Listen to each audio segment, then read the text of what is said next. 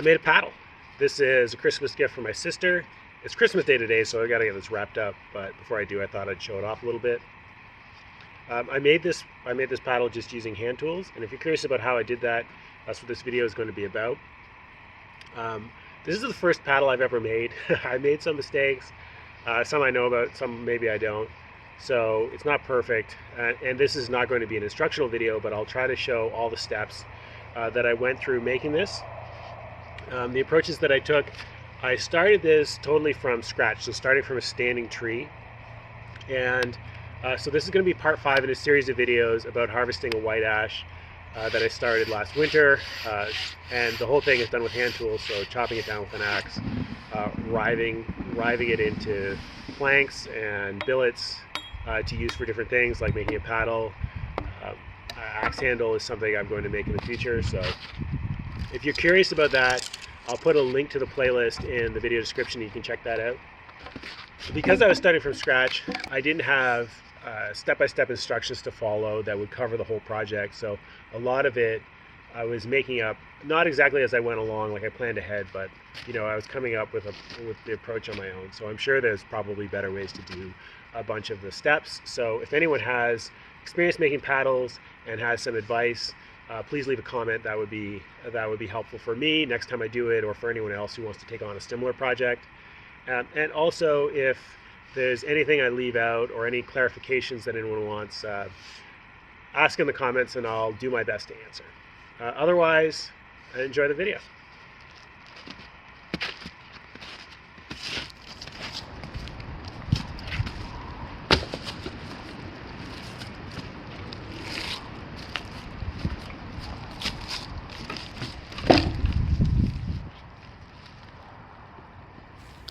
I'm starting with the adze, and I'm putting on some homemade clogs. These are my adze clogs. They're just an old pair of rubber boots, but they're safety boots, so they've got steel shanks, steel toes, that I cut the tops off into clogs once they started leaking.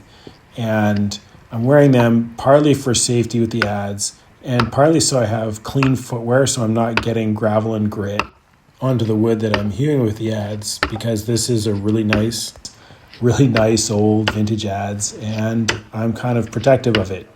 I actually have a video about that too if you're interested, but that's why I'm changing my footwear.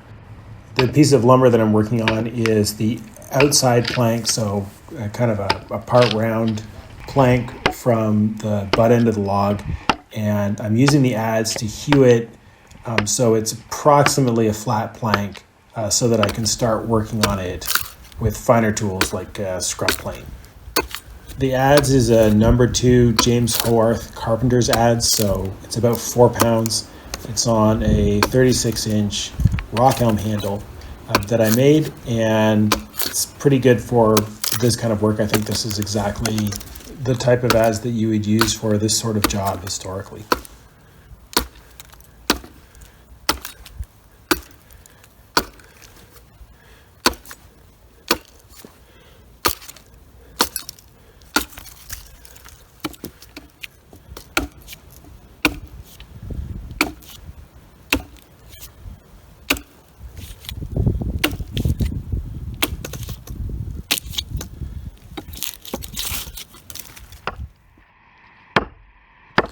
You can tell by the snow it's a new day, and I'm back out working with the adze.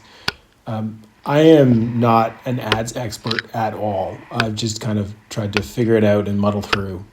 So take that into account when you're watching my technique. One piece of advice that I did get from someone who does know is Roy Underhill in the Woodwright shop recommends that you use the adze to aim your chops basically underneath the front of your foot.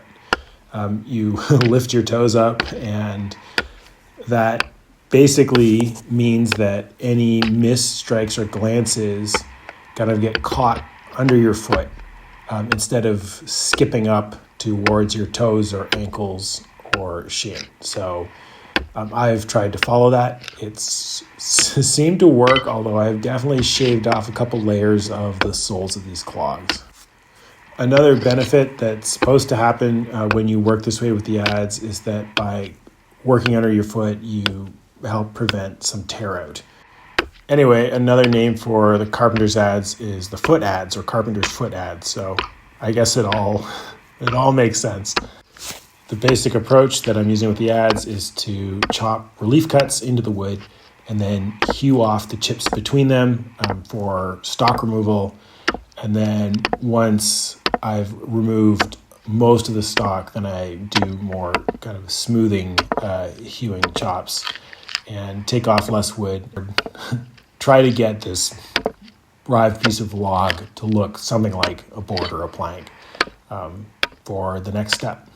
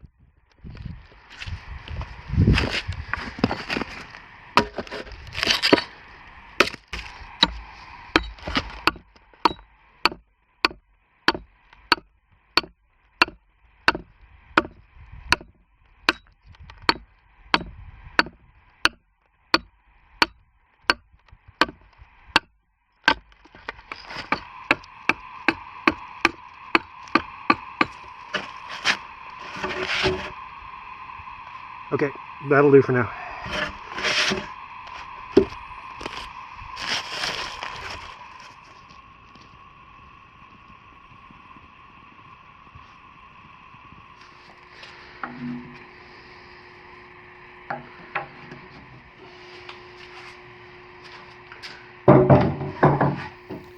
So here's the plank after flattening it with the adze. It's got a few rough spots. I mean, it's hewed, you know, it's not planed, but it's ready to be planed, and it's pretty flat.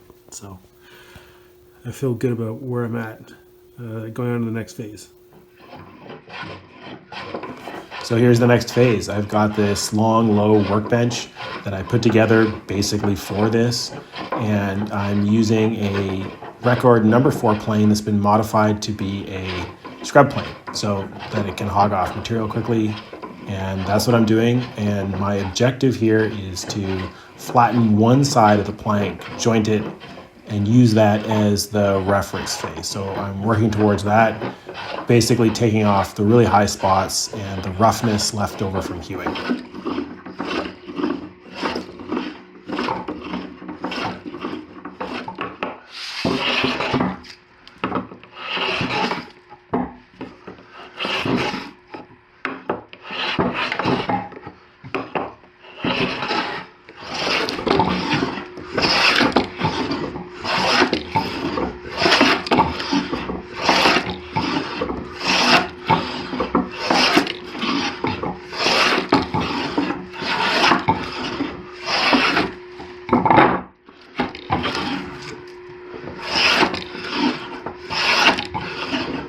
After roughly smoothing it with the scrub plane, I'm using a number 5 jack plane to joint it, so get as close as I can to a smooth flat surface. That's going to be the reference face. It would be probably better if I had a bigger plane for jointing the plank, but I don't. So I'm using the number 5, and that worked out all right.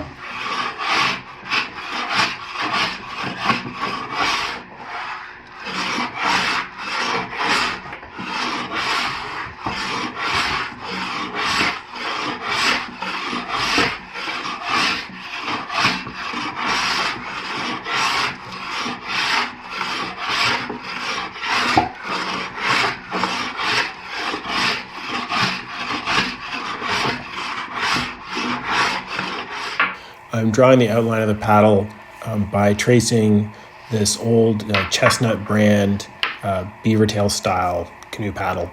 It's been in the family a long time. It's really nice. It's seen some better days. It's got a chunk missing out of it and things like that. But I do like this paddle. I'm not copying it exactly. I'm changing the size. I'm making it shorter, and I'm also making the blade a little smaller. But having it on the board and tracing the outline just makes it a little bit easier to get something that I think is going to look good and work well, even if I'm not exactly copying it.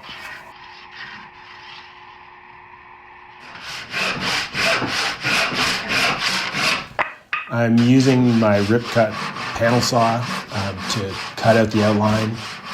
That's probably not really the right tool. My main defense is that if it's stupid, but it works, it's not stupid. So it actually worked fairly well. I did switch to a keyhole saw to do the shoulder of the blade to get that kind of more abrupt curve. But on the other side, I actually just did it with the panel saw because the keyhole saw, I don't know if I didn't do a good job sharpening it, but I just found it very annoying to use, slow. It just wasn't working that well. The rip cut saw, the panel saw, cuts pretty quick, definitely a lot quicker than that. So that was probably the only saw that I needed, as long as I was willing to do a little bit of carving to get the more abrupt curves. Part of the reason that the panel saw worked well is because it's a very long and flexible with a fairly narrow blade for a panel saw. So I think that's why I was able to get it around the corners close enough, at least for my purposes.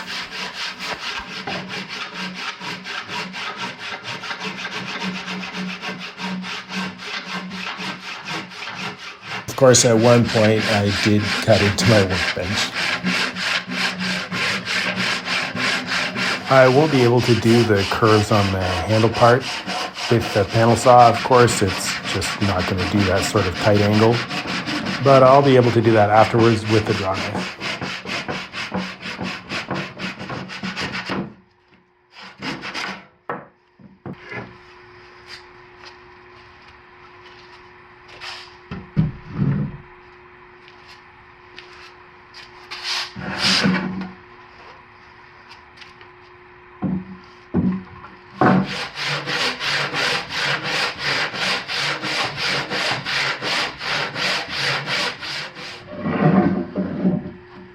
The next step is to refine the outline. I'm using a drawknife and my shave horse. I also have a video on the shave horse if you're interested in that build. That's one of my favorite projects that I've done so far on the channel.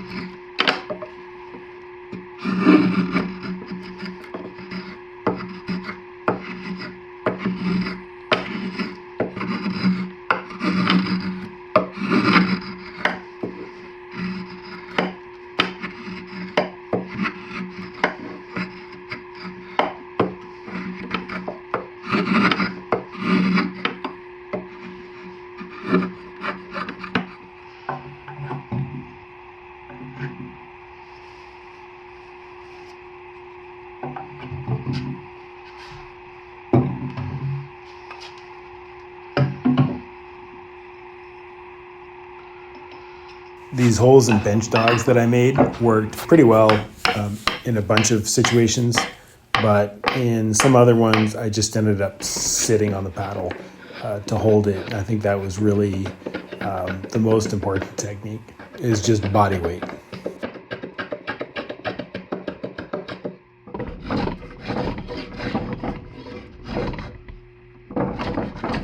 One tool I used that came in quite handy was this little block plane. I think I could have done the project without it. I didn't need it to get the paddle done. So I could have used the spoke shave around the edge of the paddle. And then later on, I probably could have done some of it with the spoke shave, with the draw knife, and with the scrub plane. Or if I had a smaller smoothing plane, I could have used that. But I think I'm glad I had the block plane. It definitely helped. These surfaces don't need to be finish level quality. They just need to be smooth enough for marking.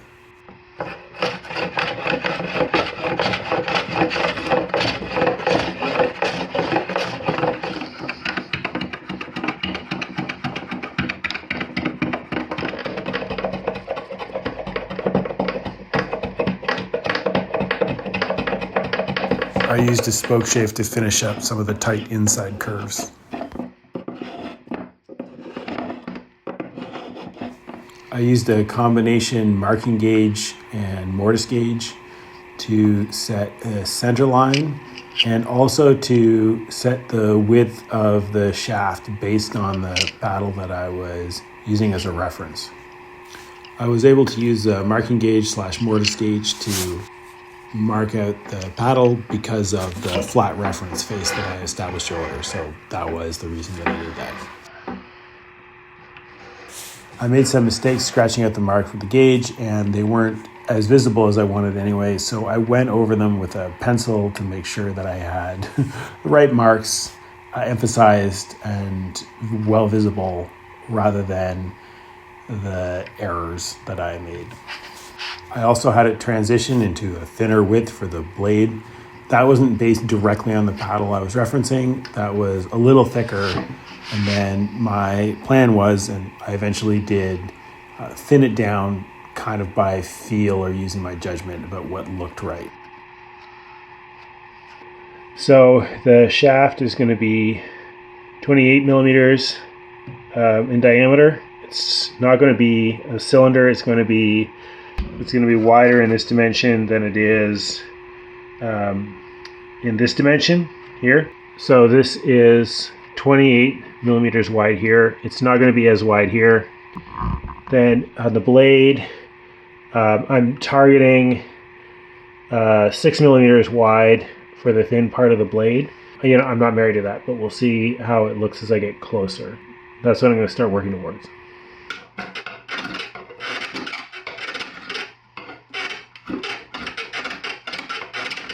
I used the draw knife to hog off material around the shaft.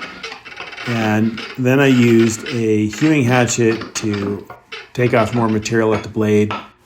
This kind of hewing hatchet is flat on one side, so it's got an asymmetrical bevel. I think you would also call this a bench axe. It made things go faster. It wasn't absolutely necessary because I could have, done the same work with a draw knife or the scrub plane. But it did make it go faster. I think a more typical double beveled carving or even general purpose hatchet could also have worked for this job.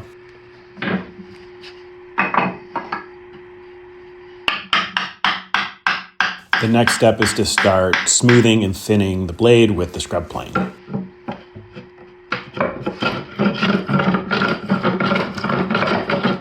I had to prop up the tip with a scrap piece of wood just so that the plane could slide off the edge without getting caught on the dogs.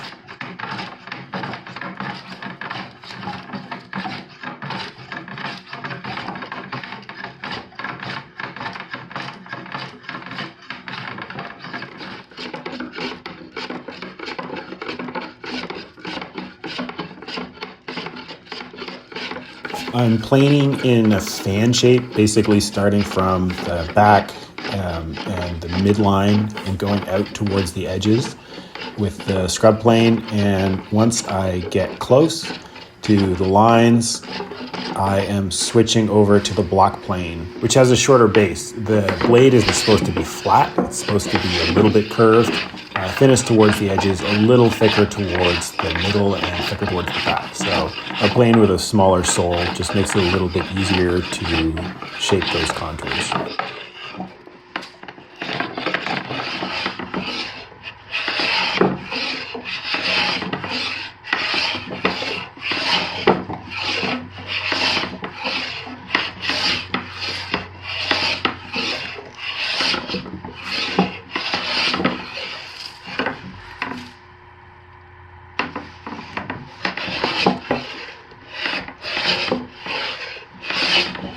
I used a spoke shave to rough in the transition between the blade and the shaft. I had a bit of a spine, not as much as you would have in like a softwood paddle, but I had a bit of a spine. So there's a bit of a complicated surface that I couldn't do with a plane, so I used a spoke shave to kind of scoop it out along the spine.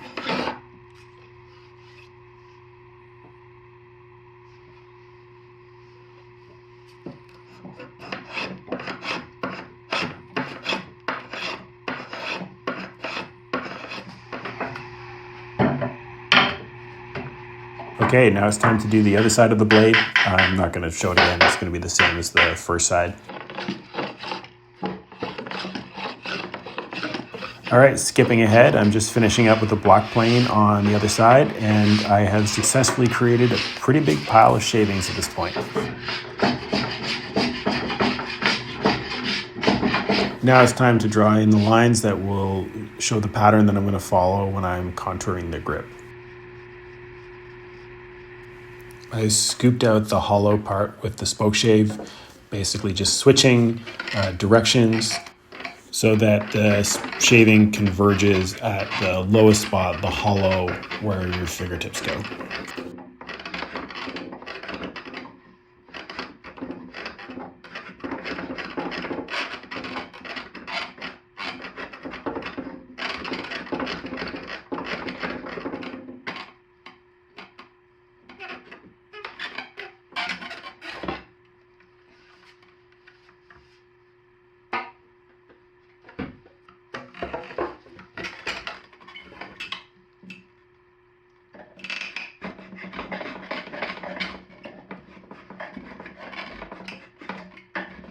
When I was shaving the shaft, I used a finger gauge to sketch out pencil lines halfway between the midline and the edge so that I could use that as a guide when I shaved out the corners with the drawknife and spoke shave.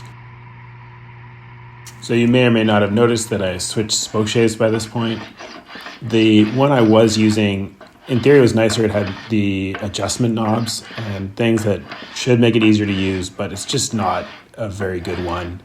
There's a lot of crappy spoke shaves out there, as I found out the hard way. And so it had a terrible blade. I got a different blade for it that was harder and would keep an edge, but it still had a problem with chatter. And so I've gone back to my old, less adjustable one, which is a bit of a pain to get the blade set and to adjust it, but it works. Meanwhile, I've started to work on the throat area, so that's where the shaft joins the blade, and there's still a little bit more to shave off to actually do the shaping and get it blended the way I want it to be.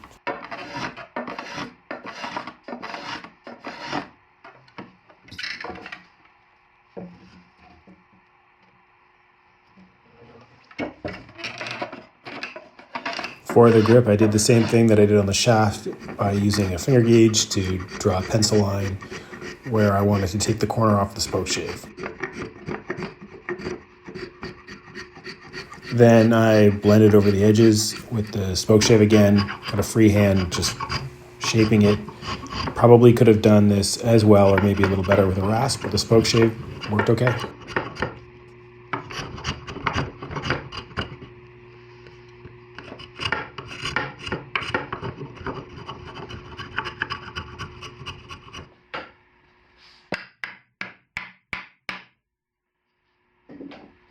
I did end up using a half-round rasp to get into the hollow of the grip.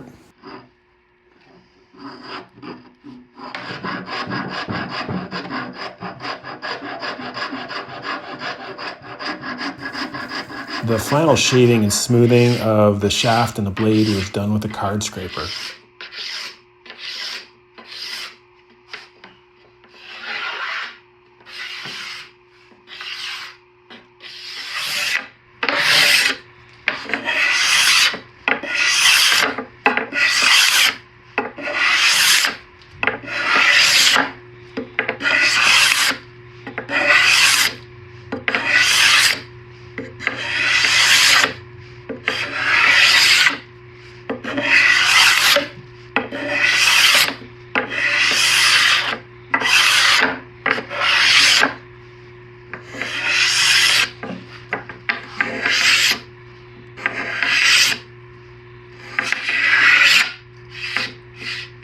I use sanding disc by hand to smooth and sand down the edge of the blade and around the grip.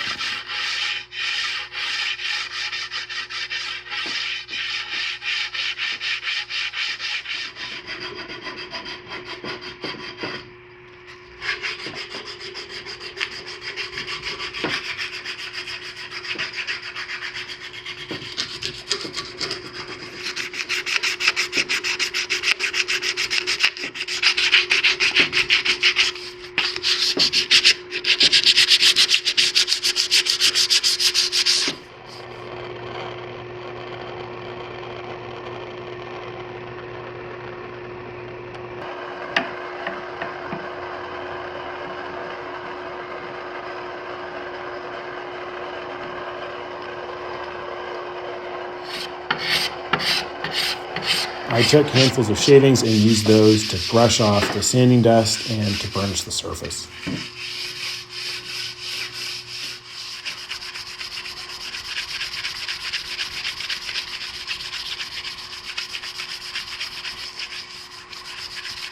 I did 5 or 6 coats of pure tung oil, letting each one soak in before I applied the next coat, and any excess that was left over at the end, I made sure to wipe off.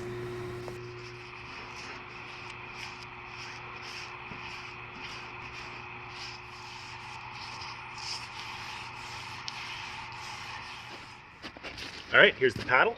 I'm pretty happy with how it turned out.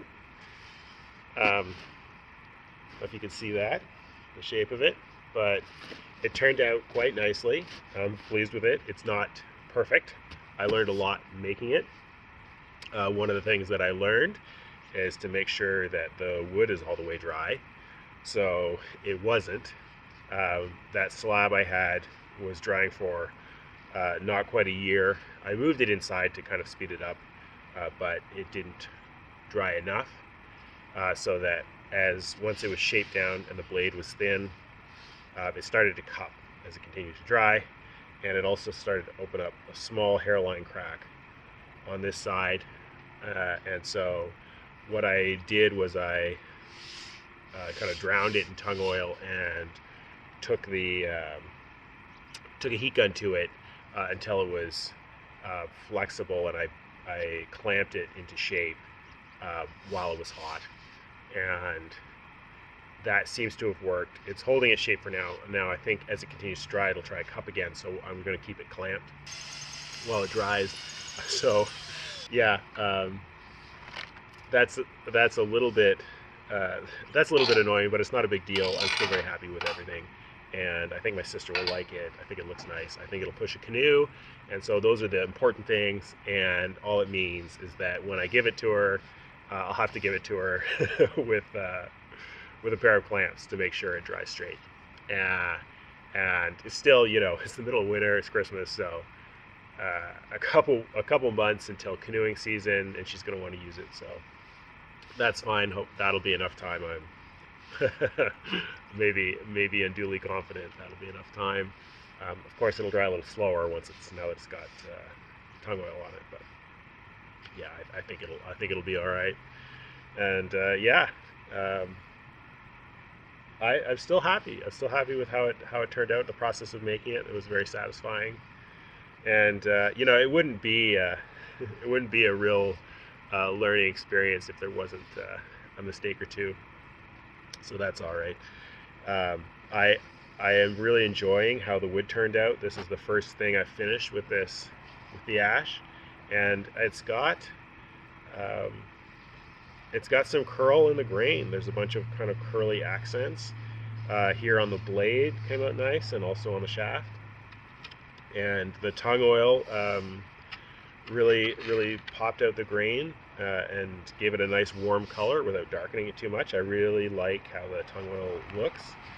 A little bark inclusion on the edge of the blade. I'm not too worried about that.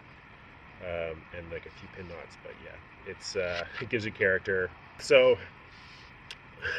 I'm already thinking about what I might do differently next time, and hopefully there will be a next time, because I did save some other slabs. I've got another plank from this tree, and then I saved myself some planks from green ash, so I can make at least a couple more paddles. So yeah, overall, very happy with this project. My first time making a paddle, and it went well overall. And I'm sure there's efficiencies that could be found either in my techniques or my approach. So if any of you watching have made paddles before, as I mentioned, feel free to leave comments.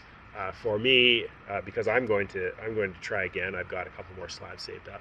So leave comments for me that could be useful, or for other people that are watching the video that might want to take a stab at a project like this. And yeah, if you made it this far, thanks for watching.